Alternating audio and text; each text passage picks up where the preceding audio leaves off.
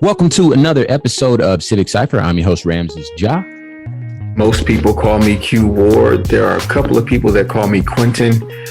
And I've started to notice the young people call me Mr. Quentin, which is really not sitting well with me. We're going to have to figure out how to, I don't know if I got to start dressing different or what. But I had a couple 20-somethings call me Mr. Quentin today. And I'm like, wait. Hey, it's because you command respect. Like the crossing signal, wait. I'm like, Mr.? Oh, hold on now. Mr. Quentin. Yeah, Mr. is my dad. I was not ready. These was young adults calling me Mr. Quentin. Hey, man, you know it's bound to happen, man. So, take it as it comes. But yeah, man, glad to be back in here with you doing another episode of Civic Cipher. Of course, we got a lot to talk about today. Got a mixed bag today. Mixed bag. Got to talk about the Rittenhouse. That's the way to put it. Verdict. Yes, Rittenhouse verdict. Last week we weren't able to touch on that because of our recording schedule and the way our airing schedule. But definitely going to dive into that. And of course, we got the verdict from the Ahmaud Arbery trial as well. So we're going to examine that. So for those that didn't know, that's why I meant we got a mixed bag today. And another couple of things that I feel are going to be pretty informative. Our Way Black History Fact. We're going to examine the origins of policing in this country. And lots of other neat little things to stick around for. So like we always do at this time, let's not dawdle any further and get into some ebony excellence. That sound good to you, Q? Let's go. All right. So today we're going to talk about a young lady named Deja Taylor. Shout out to the whole Taylor gang one time, if you don't mind. And I'll read this briefly. At just 17 years old, Deja Taylor became a nationally recognized scientist by creating color-changing sutures that detect infection. Her invention was centered around equity, her main career focus, and making this life-saving medical technology accessible to everyone. And basically what she uses is beads, and they change colors at different pH levels. And what they'll do is they'll let you know if there's an infection because of the acidity in the skin versus the acidity of an infection or something like that. But the long and the short of it is her research project landed her among the top 40 finalists in the Regeneron Science Talent Search, the country's oldest and most prestigious science and math competition for high school seniors. And she's currently seeking a patent for her invention and plans to continue her research to ensure these life-saving sutures help people. Deja recently graduated from Iowa City West High School in Iowa City and will be attending the University of Iowa in the fall. And of course, she is Black. And so she is this week's example. She is the truth. Absolutely. I know what you could see. When I was 17, Ramses, I was at Meijer. I don't know if y'all even heard of that store, but I was at Meijer's trying to find stuff for my dorm room. This young lady is changing the world. Is a scientist inventing things to actually change the world. And that's I was trying to find a shower caddy. Well, that's the reason why we wanted to make sure to give credit where it's due. Definitely an example of ebony excellence. Shout out to Deja Taylor. So moving on. First things first. Kyle Rittenhouse.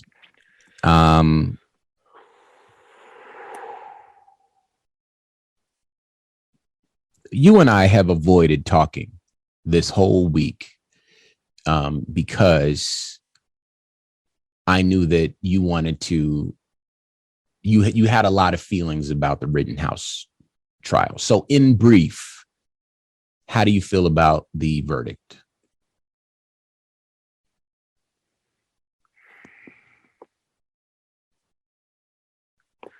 So we had not spoken about this because you wanted the first time I talked about it to be on our show.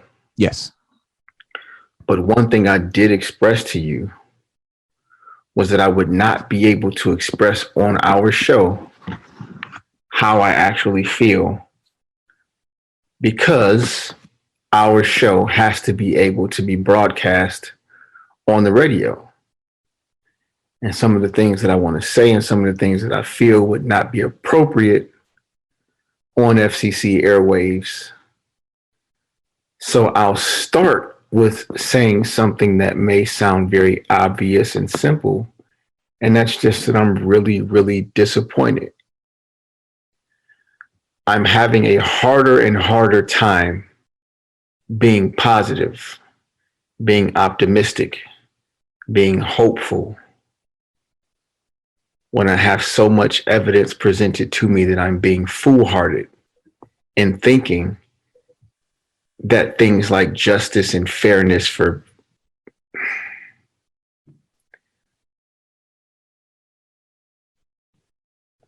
to think that there's a level of accountability that will ever be prescribed to people like Kyle Rittenhouse.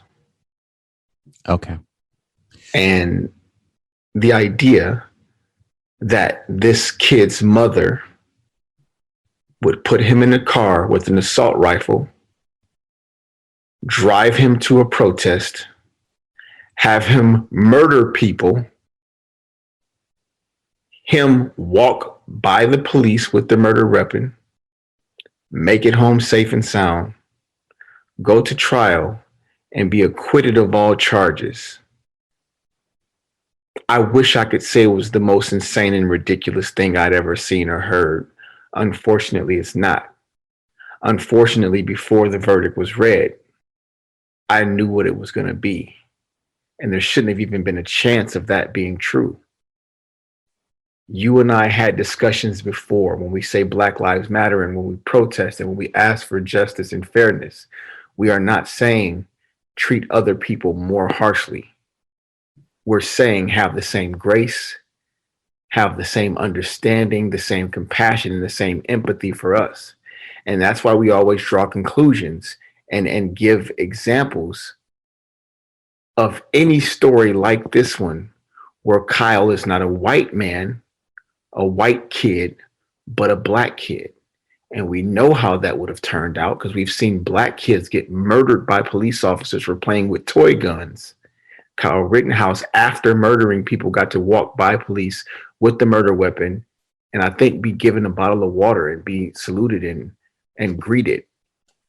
And then after murdering people, treated like a hero, going to bars and to clubhouses and shaking hands and posing for pictures, throwing up white supremacist signs. And then he gets to go to court and pretend that he's so remorseful that he can't contain his tears. That crying performance he did where there were no actual tears, but a lot of noise and a lot of performance. When that was not laughed at, right? When that was not pointed out as a performance that looked ridiculous, but accepted as a kid that was really sorry, it was very clear to me how it was going to play out. And I am trying to remain as subdued and calm because I think the way that we speak about this will only be received if it's spoken in this tone. I can't yell and curse like I want to because the level of anger, the level of discouragement, the level of just emotional exhaustion that comes with watching things like this happen over and over again. It starts to feel like, okay, so who am I even talking to here? What am I even doing here? Are we and people like us making any difference at all? Well, let me jump in right here. So for me, I'll say the same thing. I wasn't surprised by it, based on how the judge was handling the situation. And then now there are people on the other side that said the judge was being fair, right? But there are a lot of examples that suggest that the judge might have been partial toward a viewpoint that is similar or consistent to those of Rittenhouse, right? But in terms of where do we go from here, I want to take a moment on our show, because this show does exist in the spaces where it exists, to empower folks who are or have been in the past or will be in the future allies to Black people, to brown people, to all people, right? To fight alongside their brothers and sisters a fight that is not necessarily theirs, right? And what we see here is, I'm saying this just to be funny because it doesn't exist, but what we're seeing here is white on white crime. The reason why it resonates with you and me is because we know that those people who lost their lives and the other person who was shot, the reason they were out there was to protest, was to stand up for the mistreatment of Black people by the police. And, for those people to come out there because Jacob Blake was shot in the back and say, this was wrong, you should not do this to these people, these are our countrymen, these are our brothers and sisters, for them to show up and fight a fight that wasn't theirs and to lose their lives on that quote unquote battlefield for us, for my son, for my sons, for your son and your daughter.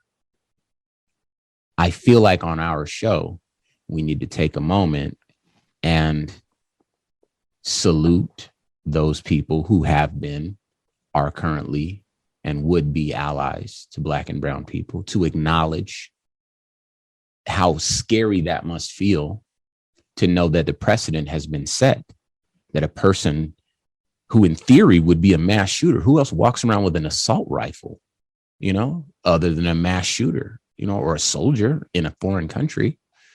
But that person could end your life for standing up for your brother Ramses and your brother Q Ward and their children.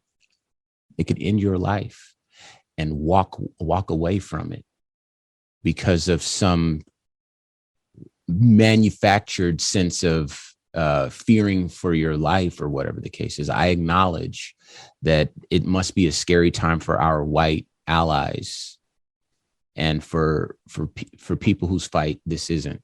It's not your fight. And I wanted to say thank you, keep the faith, stay strong. And in this moment, I'm standing with you. I'm gonna keep that energy. I remember you, all you different people with turbans, people that didn't speak the language, people from all colors, from all walks of life, out there marching in 2020. I remember that.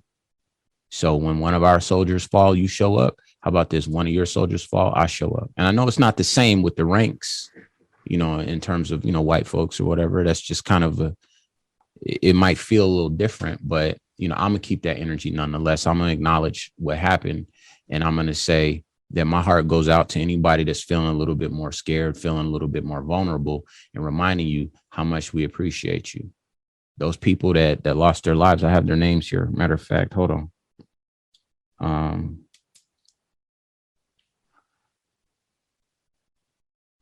The man with the gun that lived, his name is Gage Grosskreutz.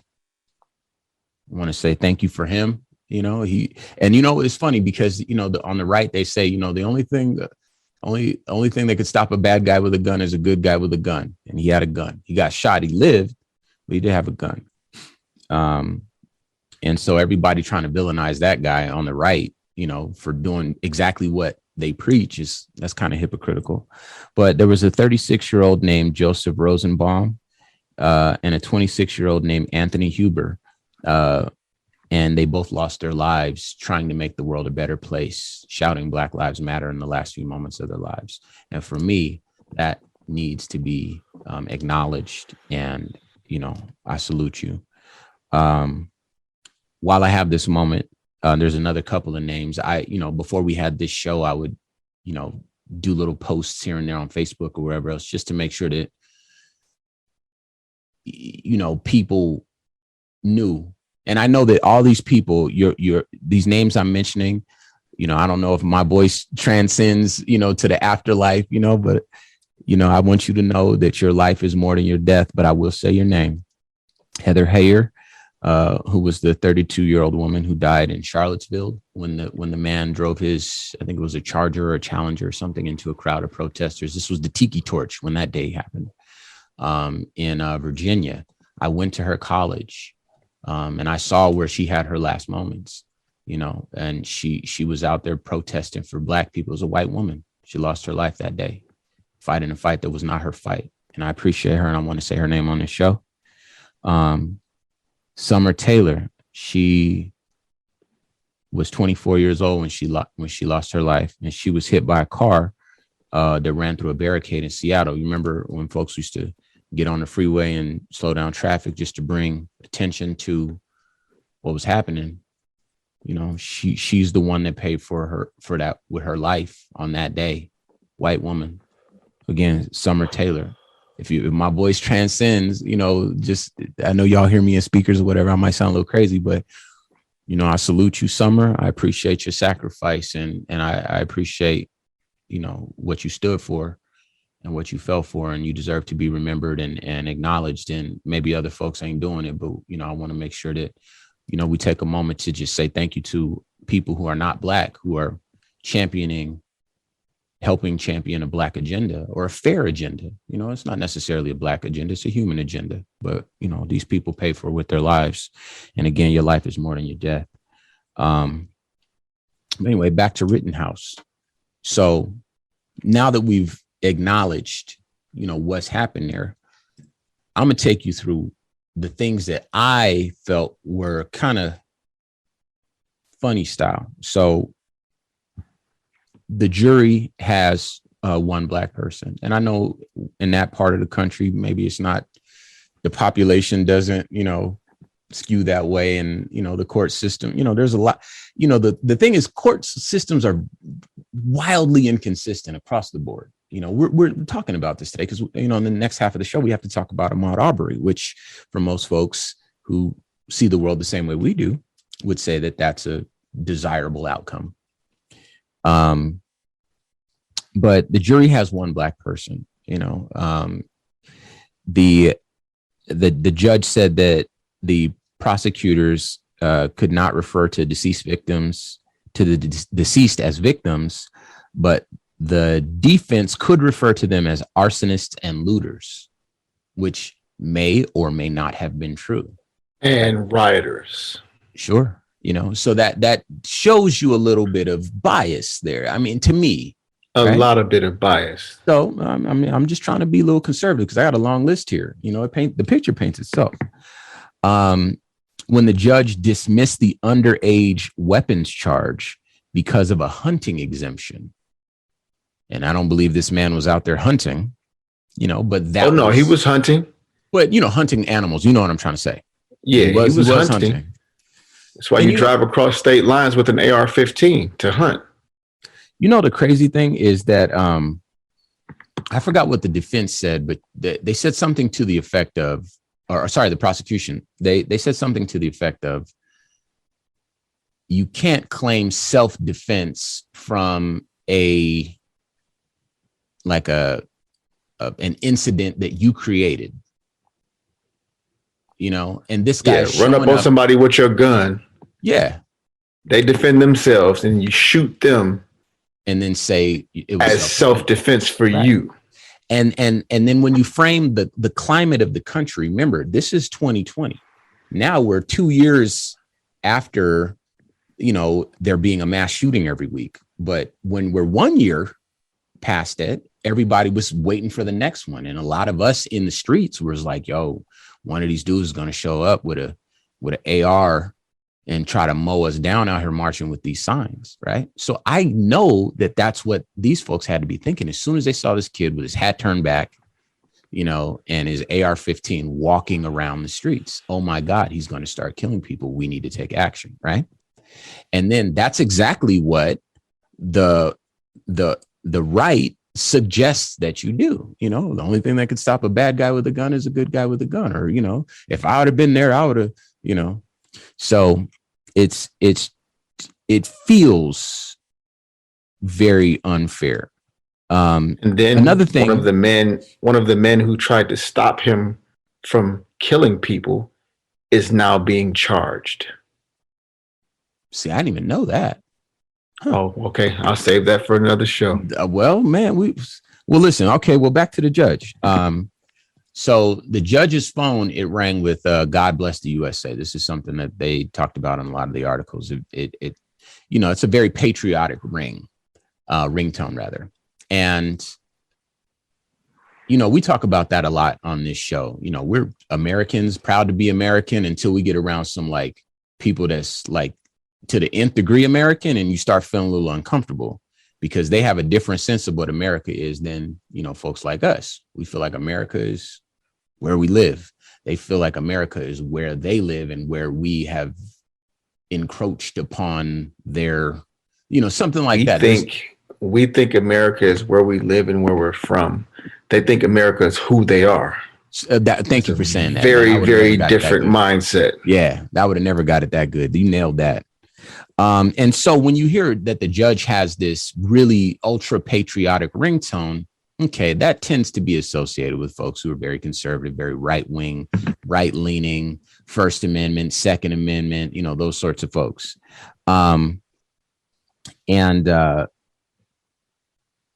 It feels like the judge really fixed this trial up to give him the best possible outcome. And, there was a lot that people made a big deal out of. Okay, they drew names for the jurors from hats or whatever. The judge was like, I do that every trial. There's a lot of things that they tried to pick apart with the judge, and he was like, nope, I'm consistent across the board. And he was allowed to hide behind that. But these things, I think folks should have made a much bigger deal out of, because I think those really help paint the picture of, okay, are we going to see some accountability here? Or is this child, he was at the time, going to be able to murder people and get off with it? And, they're championing this guy like he's just the second coming. And the crazy thing about it, as soon as he got released, he was like, yeah, man, I'm a big fan of BLM. And I was like, really? It could have fooled me. He was out there with an AR-15 to defend a business that wasn't his, that was empty. I think it was an empty used car lot or something. In a city and state that he didn't live in. That wasn't his. Isn't that wild? And the thing is, two human beings, their heart is not beating anymore. They're buried in the ground now, or otherwise cremated. Extinguished, life extinguished, and no accountability for that. And it's such a hurtful thing, because I recognize that we have a way to go to get where everything is kumbaya and peaceful and copacetic across the board, and all the systems that are oppressive have been dismantled and challenged in ways that have caused them to mature and be more